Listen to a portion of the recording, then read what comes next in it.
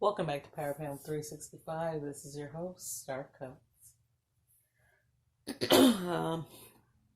Before we get started, I would like to just say a quick prayer. Bow your heads with me, everyone here. Dear Father God, thank you for this day. Thank you for allowing us to continuously come together. May you give us the eyes, the ears, and the heart to receive this message. And may we learn something from it and share it. In Jesus' name, amen. Okay. Today I'm going to be talking about some things that are very difficult for a lot of people to accept, especially here in the United States. And I blame it on our public school education. I'm kidding. Not only do I blame that, but I blame oppression and suppression. Okay. Things that are oftentimes overlooked and suppressed. But today we're going to talk about a question that many of you have asked. Was there any proof that Israelites were here in the United States? And today I'm going to say the answer is yes. And one of the places I'm going to start with that has a very rich history is First African Baptist Church. It was organized in 1773. It went through a few pastors. Reverend George, I want to say his name is Lilly or Liel. I hope I'm saying that correct. And let's see, it says the church that was organized in 1773. Also, it had a couple other pastors, Reverend Andrew Bryan, and later on, Andrew C. Marshall, and then William J. Campbell was the fourth, but I can only find, some imagery for three of the said pastors. Now, this church, just as I said before, had a very rich history, and we're just going to take a few minutes and listen to, I guess, one of the members of their church. She's going to give us a brief description and some detail about the church. And its rich Hebrew history as well. So let's give her, I'm going to click so you guys can listen to her, okay? This is First African Baptist Church, the oldest black church in North America. The building, built by slaves. The gentleman that laid the first brick laid the last. The balcony hold pews that actually were built by slaves. They have the oldest information in this building. That information is written in cursive Hebrew writing. Downstairs, the air holes that the people, when they hid beneath the floors, they were able to use are actually African prayer symbols. This building was built during the night hours. It was also not only used as a place of worship, but it was used as a place to help out on the Underground Railroad. One of the greatest missions, I believe, ever taken out and carried through was handled beneath the floors of First African Baptist Church. There are many items in here that now stands as proof of the Underground Railroad.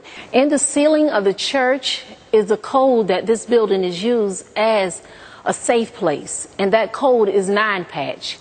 9-patch is a quilt symbol that was used during the Underground Railroad to identify safe places.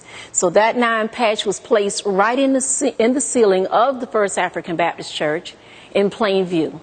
If you're interested in getting a tour of this church, you're welcome to come to First African Baptist on Franklin Square, or you can call 233-6597, and you will be welcome to have a tour. Okay, I'm going to read Deuteronomy 28 and 62. And you shall be left few in number, whereas you were as the stars of heaven for multitude, because thou wouldest not obey the voice of the Lord thy God. Now, Did you guys all hear what the woman just said? uh, now, when I thought about that, the first thing I thought about was, hmm, anti-literacy laws, because the people were not allowed to read and write.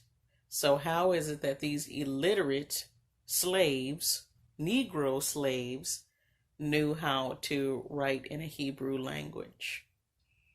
So somebody knew and understood and continued to teach, and or they were taking people that were old enough to already know how to read and write.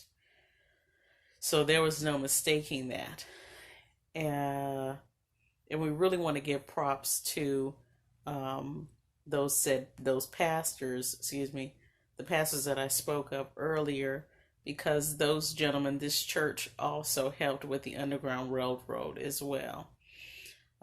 So they had a very large role in helping to get people free and keep people free, and even risking their lives to keep the people alive and even hide them underneath the church. As a part of the passage, they were one of the stops. Um, so God bless those people for what they did. So some might ask, well, was this the only documented church or place that was said to be a Hebrew church, or a black Hebrew or black Israelite church? And I want to say no. Now, as some of you do remember, some of you may not have even heard of this before, but there is a historical marker for the people of Israel Hill in Virginia, which is Farmsville, Virginia. And it is very difficult to find information on this place. So, by the grace of God, I have found an abundant amount of information about this place. Now, this is not my first time, talking about this or knowing about it, um, but at least to bring it to the class. Um, there's a lot of questions that people ask, and I think that it's fair that they can understand and know that yes, some of these things do exist. So I'm going to read the historical marker to you guys first. Just to the west lies Israel Hill, settled in 1810, 1811 by approximately 90 formerly enslaved persons who received freedom and 350 acres from Judith Randolph under the will of her husband Richard Randolph, cousin of Thomas Jefferson. These Israelites and other free African Americans worked as farmers, craftspeople, and Appomattox River boatmen.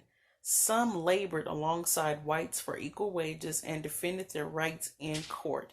The family of the early settler Hercules White bought and sold real estate in Farmville and joined with the white citizens to found the town's first Baptist church in 1836. Israel Hill remained a vigorous black community into the 20th century. Now, there is a church, but the church is not no longer in use, and it is called Sharon Baptist Church. And this church was stated that it was established by Black Israelites Sam and Phil White. Now, I believe that these two men were some sort of kin, because they must have shared the same last name. It says they helped found the church, in Farmville in 1836. And again, most people were wondering, well, how was it that these people knew that they were Israelites? One of the answers that I seen and heard was from book author Melvin Patrick Elvey. Now, he wrote about a book, Israel on the Appomattox, and that's, I guess, their river. So Israel on the river is what the book really stands for. Uh, but he said that he found that the people were Israelites because of journaling, such journals as from some of the slave owners, I guess, or the places that the people went to, as well as court documents. Now, this town is in Prince Edward County, and it's a very country place. So even him accumulating evidence and things and documentation for his book, he had to go to the courthouse. He had to go and track down family members that might have been descendants that were still alive that could at least let him know, what the Israelite findings would have been, or, what they taught their people and so on. So that's how he came about this. But a lot of people don't know that, these are two places back to back in Virginia, one in Virginia and one in Georgia, miles away from each other, but both areas had black Hebrews that were on their land, on their property. Now, I'm not saying that people were not aware of what kind of slaves they had, because it is known through those slave rolls, the roll call, their documents of when they were boarding the people on, ethnic groups, and their names were said to be of Hebrew names, and they claimed that they were Israelites or that they were Hebrews. So that has been very well documented.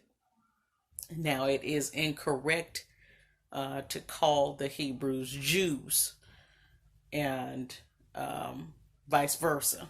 So historians, and even really good historians, they will correct you, and they will tell you that it's not historically correct to call one the other because of the ancestral background.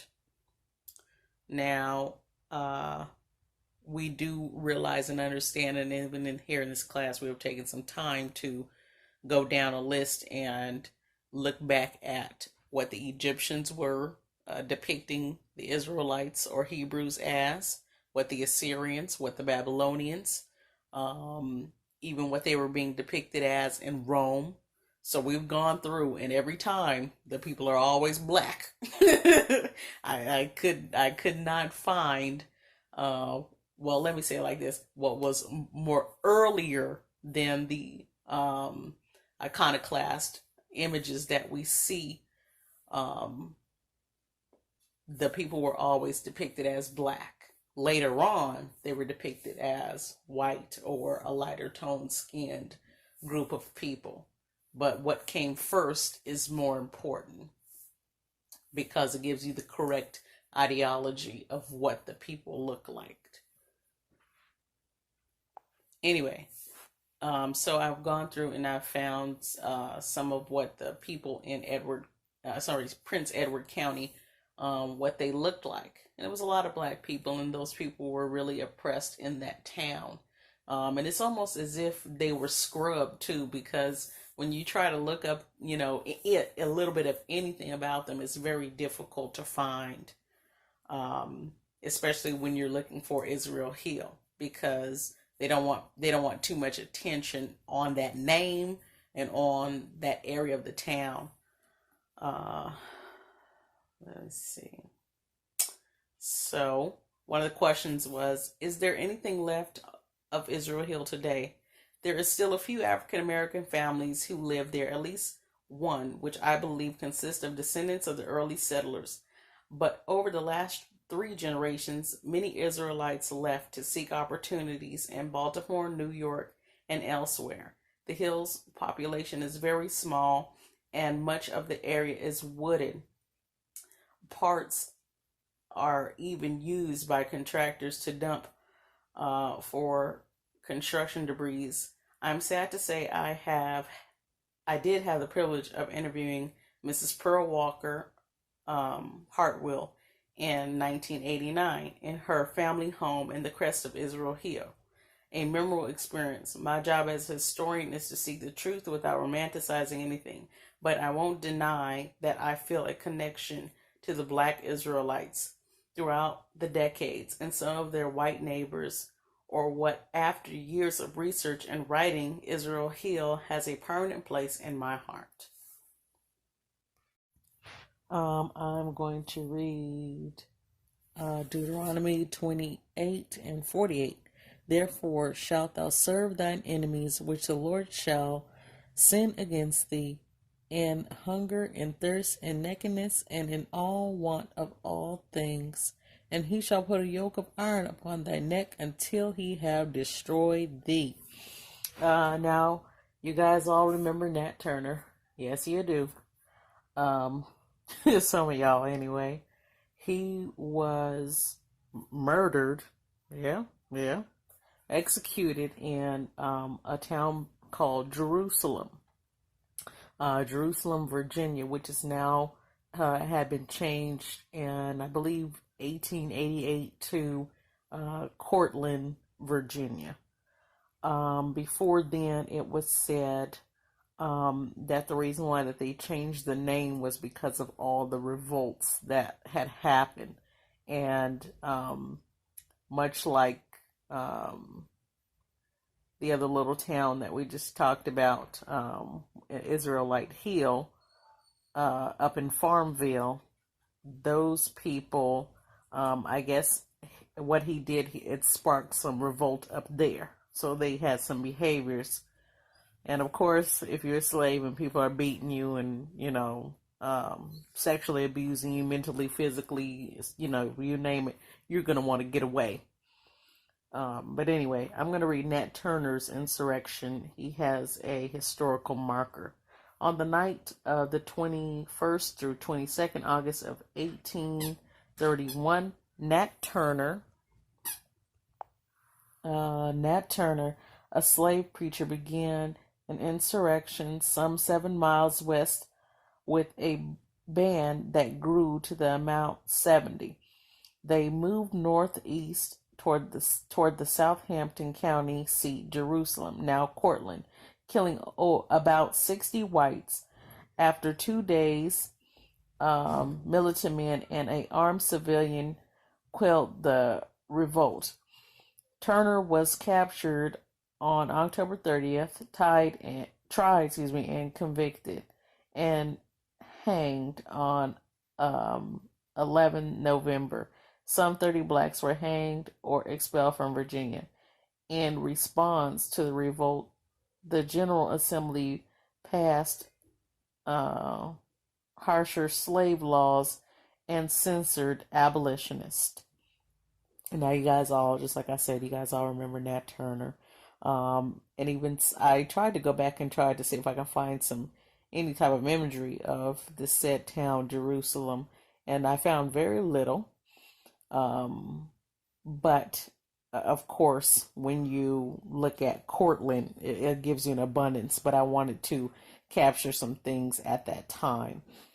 I believe that the Lord left many breadcrumbs for those that would be awakened, because he did say that they would wake up in the land of their enemy.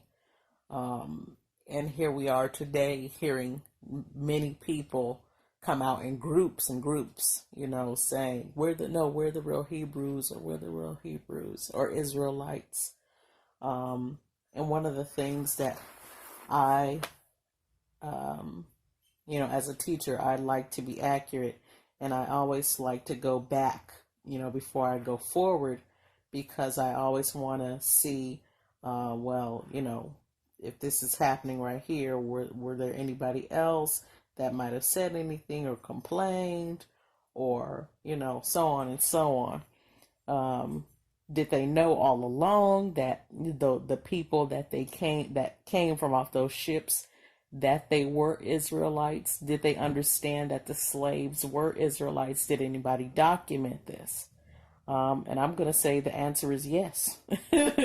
Once again, here is a article from 1885, April 29th, 1885, And this is the Clifton Clarion. Now, this reads, "A race of black Hebrews," from the New York Commercial Advertisement. Okay, now it says, "A race of black Hebrews. One of the strangest people with whom the missionary has to do are the Falashas of Ethiopia. They are black Hebrews, about 200,000 in number, living west of the Jordan, who have as their holy writings the Old Testament in an Ethiopic version, and who still adhere to the um, uh, I want to say that says might say Moses ceremonies and laws. They are the children of Hebrew immigrants who, in the time of the dispersion, settled in Abbasia, uh, and married wives of that nation. A thing not strange, as the Ethiopians are Semitic in nationality and language." Um, so that was another one that was documented. Uh, and then again in 1898, in the Lincoln County Reader on April 8th, 1898, reads, "Deaf and dumb wonder. Claims to be a Hebrew and writes the language of Moses. There has been in this city for the last few days a young African Negro who claims to be a Hebrew. He came here from New Haven and is trying to accumulate money enough to go back to Africa. And if he what represents himself to, if he is what he represents himself to be, and if he claims he is true, he is quite an interesting character. He carries a pad and paper with him and pencil, and answers all questions by writing them in Hebrew and Loshin Kodesh or Kodesh. What incites the most wonders is that he writes, let me go down, I'm sorry guys, Loshin Kodesh very rapidly, and it is the language of the books of Moses, and is made a special study, spoken of, written case only by the rabbis and highly educated Hebrews. This Negro was sent. This Negro was sent to one of the rabbis of Hartford, who is perfectly satisfied that he is a Hebrew. He says that he came from a large town in Africa where there is a tribe of about 20,000 black Hebrews who speak Loshin Kodesh and are quite prosperous. He also says that his father is a rabbi in that town, and that is why his father took the trouble to teach him to write these languages, which needed as extra amount of labor on account of his being deaf and dumb. He says his people do not only write Loshin Kodesh, but it is their speaking language as well. He left home a few years age and has seen a good deal of the world. In each town he hunts up the Jewish section, and there they give him food and clothing and money. He is now homesick and intends to go back to Africa as soon as he gets enough money. He showed some money which they had collected for him at New Haven. What surprised him, he writes, is no Hebrew knows of his countrymen in Africa. Now, that was another one that was just read to you guys. The rabbi that they took this young man to, the rabbi concurred, like, yes, he is. And I followed this story as well a long time ago. And my thing was, I wanted to know what had happened to the young man, and I never got to find out. But of course, the very ending piece is what surprised me. It almost made me feel like Harriet Tubman when she said, I would have freed more had they known that they were slaves. But in his case, he's wondering why no Hebrew, why no other black person or black slave that's walking around here, why they don't know who they are, and that one of the things that you know, reading the Bible, the Lord told them that they wouldn't know who they were. They would forget. But they would later soon come to themselves in the land that they were captive in. So in 1897, it was recorded again, the Topeka State Journal. And I believe this one is like in Arizona or something like that. I don't know. I can't remember right now, but I think that's what it was. Now, this one is September 18th, 1897, and the heading reads, "He is a black Hebrew, a young African in Hartford who desires to go home." Hartford, September 18th. There has been in the city and for the last few days a young African who claims to be a Hebrew. He is deaf and dumb and as black as the ace of spades. He came here from New Haven and is trying to accumulate enough money to go back to Africa. If he is what he represents himself to be, and if what he claims is to be true, he is quite the interesting character. He carries a pad of paper with him and a pencil, and he answers all questions by writing them in Hebrew and Loshin Kodesh. What excites the most wonder is that he writes Loshin Kodesh very rapidly. It is the language of the books. It is the language of the books of Moses, and is made a special study of, spoken and written with ease only by rabbis and highly educated Hebrews. This Negro was sent to one of the rabbis of Hartford, who is perfectly satisfied that he is a Hebrew. He says that he came from the larger town in the area where there is a tribe of a layout of 20,000 black Hebrews who speak Loshin Kodesh and are quite prosperous. He also says that his father is a rabbi in the town, and that is why his father took the trouble to teach him to write these languages, which needed an extra amount of labor on account of his deaf and dumb. A collection was made for him Sunday. It yielded about $15. That he is a Hebrew of Hartford. That he is a Hebrew. No Hartford Hebrew who has seen him has shadow of a doubt. So this young man, 1 year later, same thing, and it's really sad that he was still continuing. He was saying the same exact thing as the year before.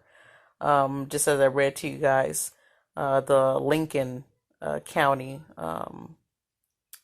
newspaper, that one was in 98 of 18, and this is 1897. So he's still saying the same thing. And I find it very funny that they went to an extremes and went out there and tested the Igbos and the Limba tribe, I believe the Ashanti as well have been tested.